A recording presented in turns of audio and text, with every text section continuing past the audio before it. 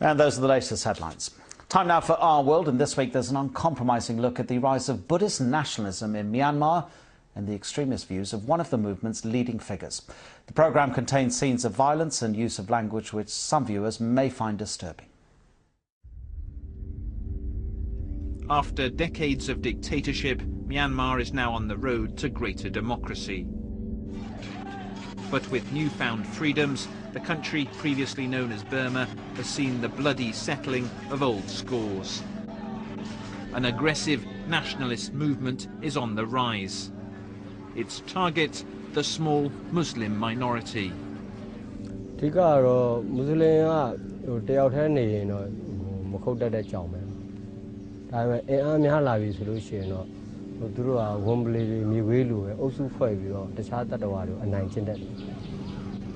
Buddhist mobs, often including monks, have rampaged, leaving many dead and Muslim communities living in fear.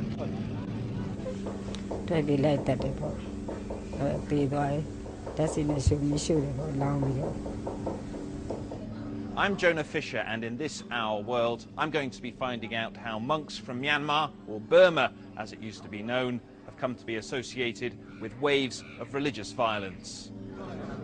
I meet the controversial monk who's been blamed for the rising tension and labelled the Burmese bin Laden. And I speak to the old guard, concerned that hard-won progress is now being put at risk.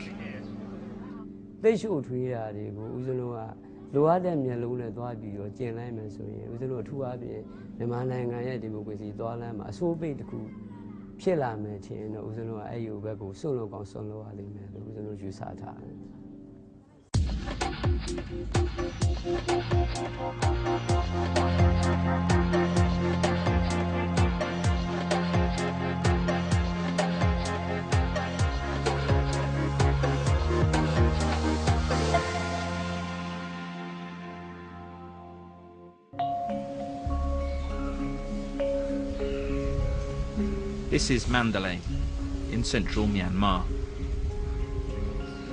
last capital of the Burmese kings.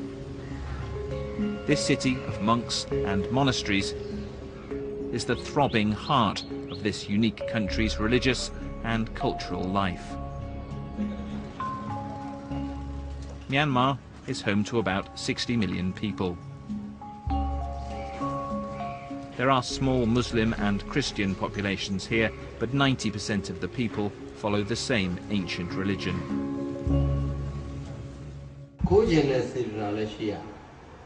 In a classroom at one of Mandalay's most famous monasteries, a teacher is at work. This is Wiratu. He's taking his class of novice monks through the key beliefs that underpin the Buddhist faith. The 5 precepts, as they're known, are the foundations of the religion. They prohibit killing, stealing, lying, drinking alcohol, and today's lesson, sexual misconduct.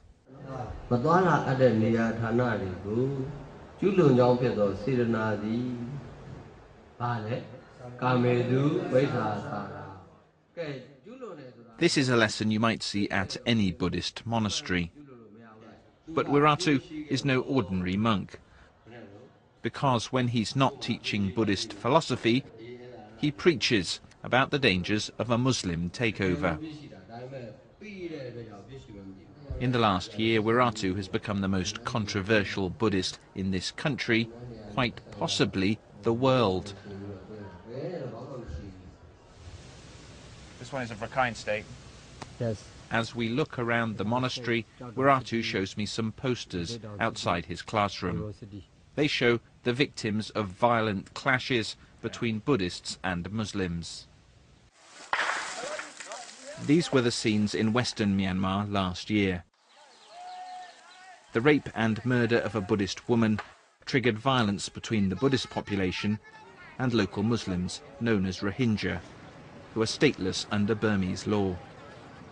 As the security forces looked on, and sometimes participated, at least 150 people, most of them Muslim, were killed, and more than 100,000 driven from their homes.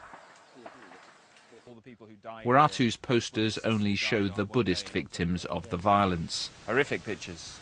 really shocking. Most of the images are just too gruesome for us to show.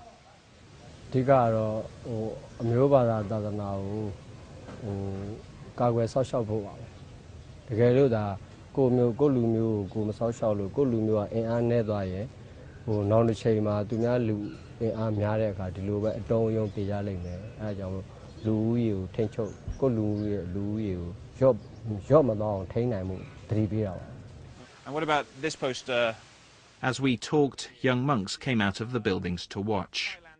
Whether suspicious or just curious, every time we spoke to Wiratu, we too were being filmed.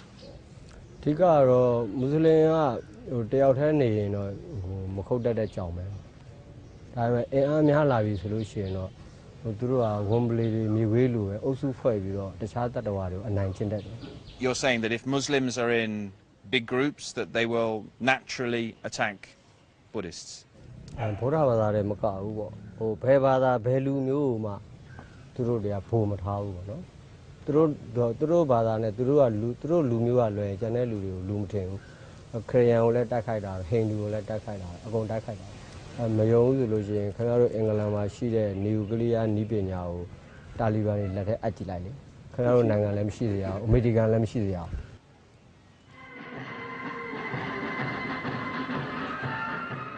In the last 2 years, Myanmar has changed fast. From being one of the world's most repressive dictatorships, it's now making strides towards democracy.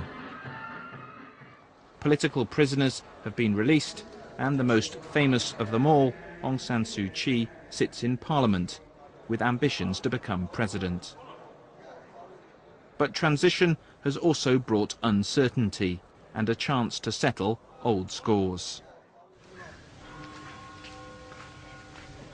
Like many monks, Wiratu's life has been dedicated to the study of Buddhism. Aged just 13 and against his parents' wishes, he left home to study and live a religious life. Wiratu's anti-Muslim views have changed little since he first came to prominence more than a decade ago. Then his hate speech was blamed for inciting religious riots, and he ended up in jail. Now that he's been released, Wiratu is free to preach wherever he wants. The contents of this sermon are familiar. Buddhist parables mixed with warnings about the minority Muslim population.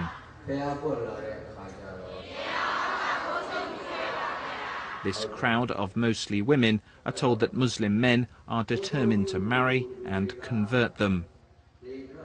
Despite Muslims making up only about 5% of the population, Wiratu says that the Muslim practice of taking multiple wives is part of an aggressive plan for Islam to become Myanmar's main religion.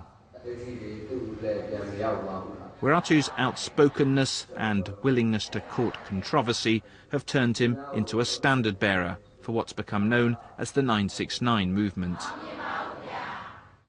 Just up the road from where Wiratu speaking is a stall selling various bits of merchandise. These are all DVDs of Wiratu's sermons and speeches. This one contains graphic footage of the violence in Rakhine State in western Myanmar last year. These here are all books which Wiratu wrote during the 9 years he spent in jail. And these here are the stickers of the 969 movement. Now, these are the stickers which are put on Buddhist businesses, Buddhist taxis, to denote the fact that they are Buddhist and to encourage people to use them instead of Muslim shops.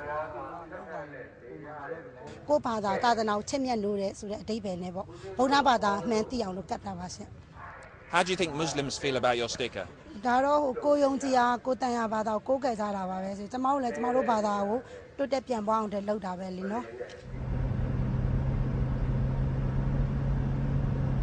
As news of the clashes in the West has spread, anti-Muslim sentiment has risen in other parts of the country.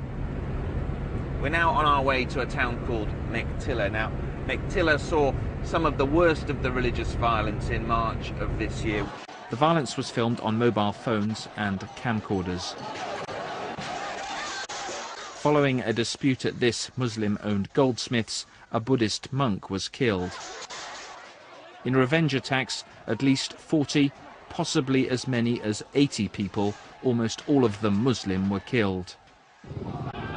This footage shows a young man being savagely beaten by a mob that includes a Buddhist monk. Whether overwhelmed or just unwilling, the police did not step in to stop Muslims being attacked.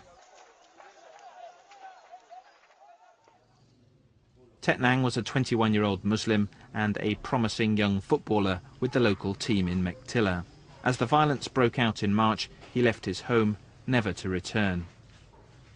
His mother and young brother are still in shock. Their house was one of the few Muslim homes in the neighborhood that was not destroyed in the attacks.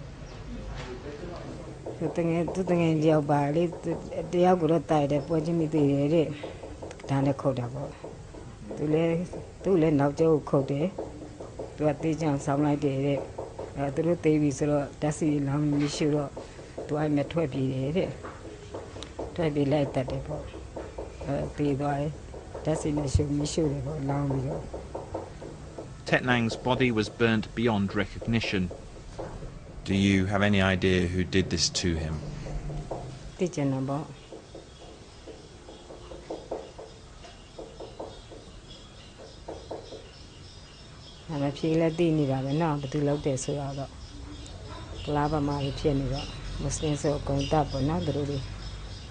I asked Chi Chi who she blamed for the death of her son.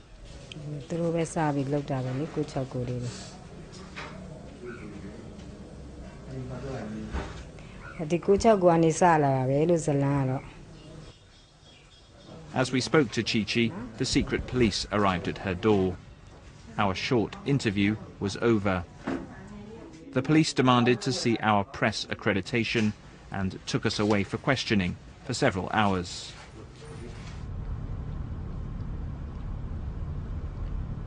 Driving through Mektila, I was shocked at the scale of the damage from the March attacks. Shops, homes, businesses, whole streets destroyed by Buddhist mobs. Those Muslims who remain live in fear of more attacks. I met up with a Muslim lawyer. Ong Tain didn't want to be seen talking to me on the street, so from the back of our vehicle he showed me around town. How many of the Muslim shops and businesses in Mektila were destroyed? About 1,000 over. More than 1,000 shops?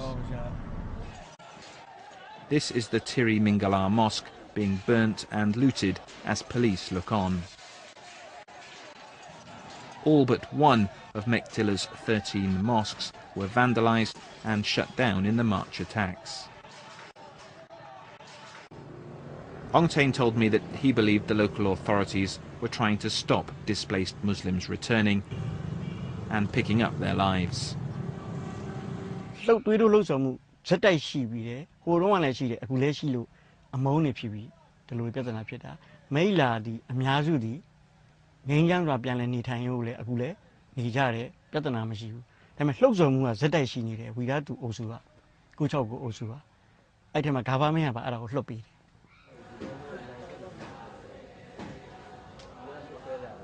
Back in Mandalay, I showed Wiratu some of the footage